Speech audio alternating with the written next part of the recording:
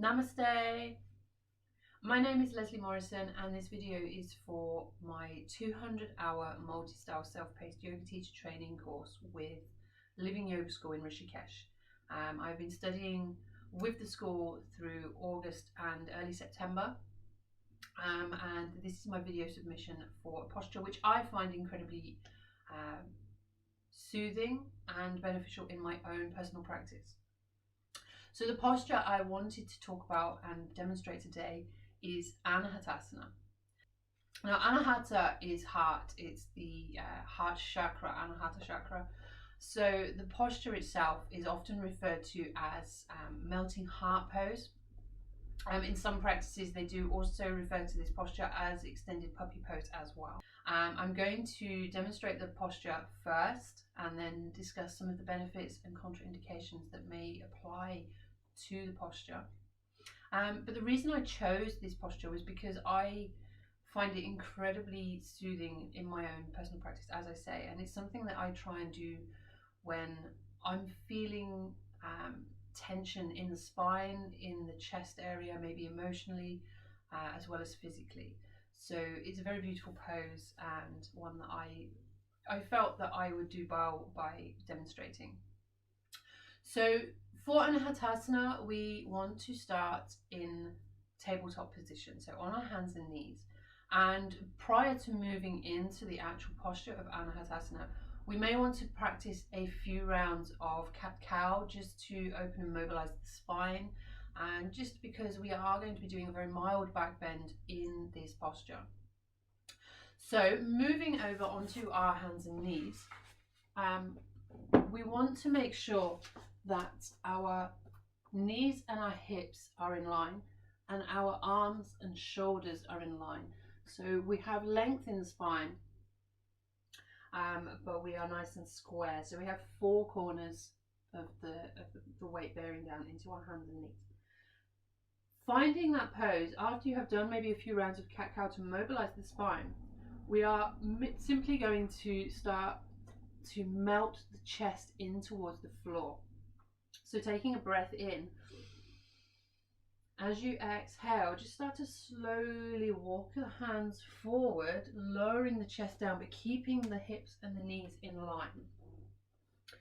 Finding your depth in this posture, lowering yourself down and trying to bring your chest to the earth, melting the heart down and bringing your chin onto the ground. And all you're going to gaze at here is the end of your yoga mat. So you're just looking forward, keeping the fingers spread and the arms engaged, the eyes of the elbows face towards each other, and the feet are in plantar flexion, so the tops of your feet are against the earth. And here we're just going to stay for 5 rounds of breath.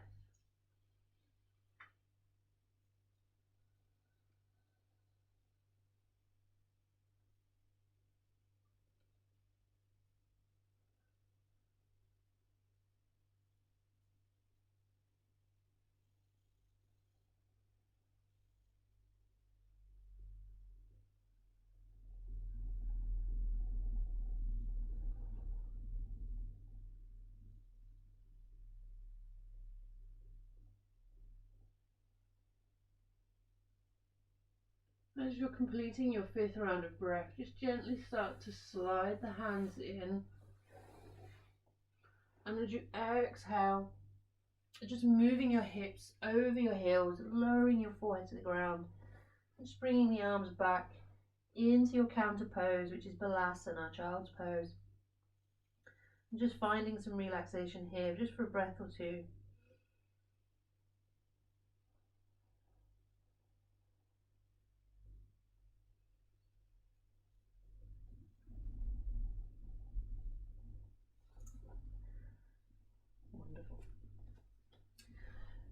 We may also, as a counter pose, use tabletop and cat-cow again. So we can come out of Anahatasana the same way as we go in.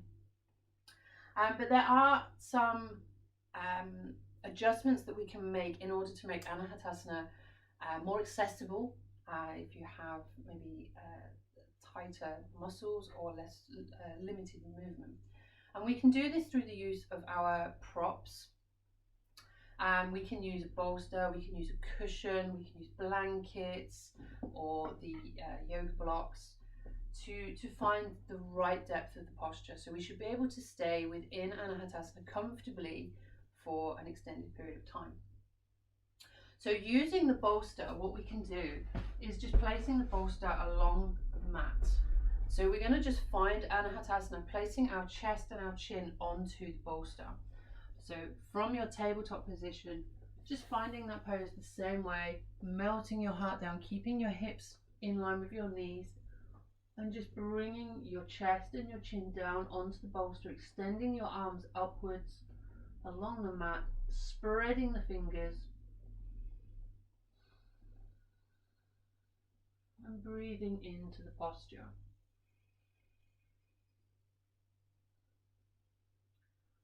You can also open your arms out wider. So if you don't have a bolster or you're finding it difficult, just using a cushion or a pillow or even a folded up blanket is absolutely fine. You can fold it up, maybe stacking a couple on top of each other in front of you, lowering your chest onto those. If you have knee pain whilst you're in your Anahatasana, you can place your yoga blanket folded, or any kind of blanket folded on the floor. Make sure there's no creases in your blanket because you will feel them. And just bringing your knees onto your blanket, so it just gives you that cushioning. So as you lower yourself down into your Anahatasana, your knees are nice and comfortable. Using the blanket is a lovely way to make this pose more restorative. Using the bolster is also another way you can make this pose quite restorative, holding it for a longer period of time. Any kind of blanket will do, as long as there's no creases within the blanket, because you will feel these if you're holding your posture. You can also get these knee pads, which are nice and spongy, which you can place under the knees and hold your pose there. You can also move that to one side. You can also use the yoga bricks, yoga blocks. Now there are many different types and makes of these. Some are foam, some are wood, some are cork, and it's really a matter of personal preference as to what you want to use. I like these wooden ones and the cork ones, but similarly you just place it on the floor underneath you as you lower yourself down, just making sure it's in line with your chest, bringing your chest on top of the block, and again just holding that posture, extending the arms. If you're experiencing any kind of tension in your shoulders whilst you're in your Anahatasana, you can try and widen your arms out. You can also flex the toes and just bring your feet into dorsiflexion, which may make it a little bit more comfortable for you as you build your posture. Similarly, you can use a cushion again in the same way, bringing it underneath your chest. You can also use the wall. So if you're feeling a little bit uncomfortable in your Anahatasana, if it's not something that you're finding easy to come into, you can bring yourself to a wall, placing your hands, kneeling in front of it, placing your hands on the wall, and just walking your hands up a little bit, and just finding that same posture, but against the wall. It just gives you that alternative that you can use just to build up the flexibility in the spine before lowering yourself onto the ground.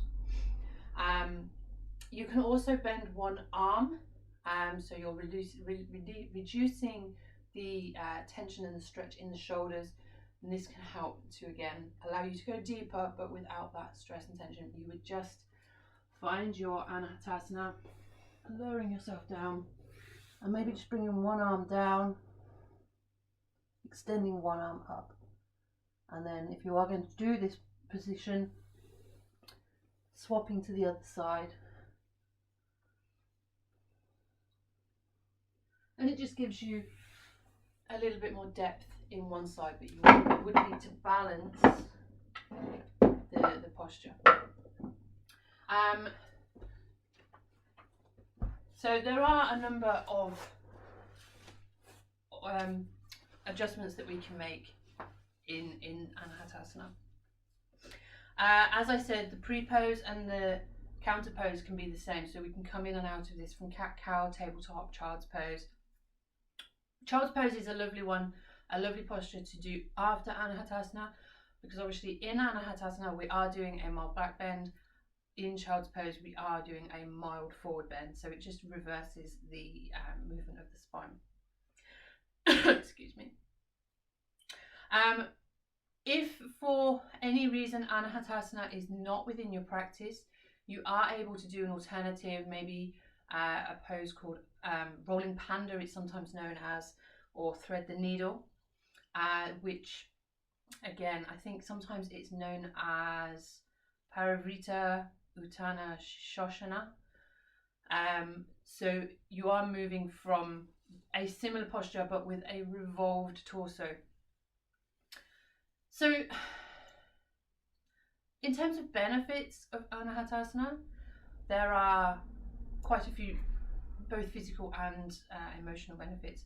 So it's very relieving for anxiety, stress and insomnia. It's also very good for, as I mentioned, improving the blood circulation, so improving the flow of blood and breath throughout the body.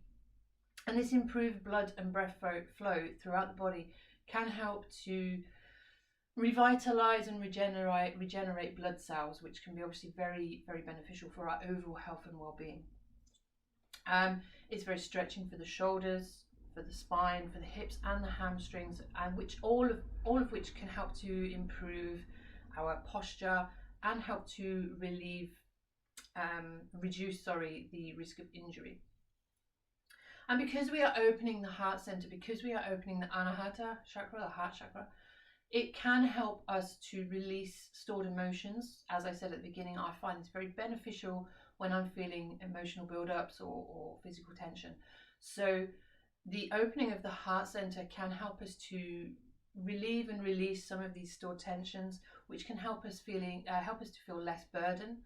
And it will also enliven us with feelings of love and joy and compassion. So all very positive emotions that we can move away from our practice with. And it's also just a lovely pose for helping to open and stretch through the body. There are some contraindications, as I mentioned. So those people who are suffering with hip or knee injuries should avoid Anahatasana. Similarly, people who have neck issues may also wish to avoid this posture. And women who are within the latter stages of pregnancy, so maybe the last 6 to 9 months of pregnancy. It may also be wise for people with hypertension or high blood pressure to reduce the impact of this posture and avoid it.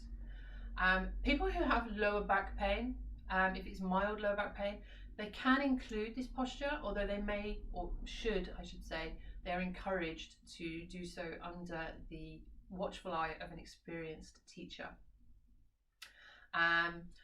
If you are in your Anahatasana and you should feel any sensations of tingling or pressure, then you should come out of the posture and come to child's pose.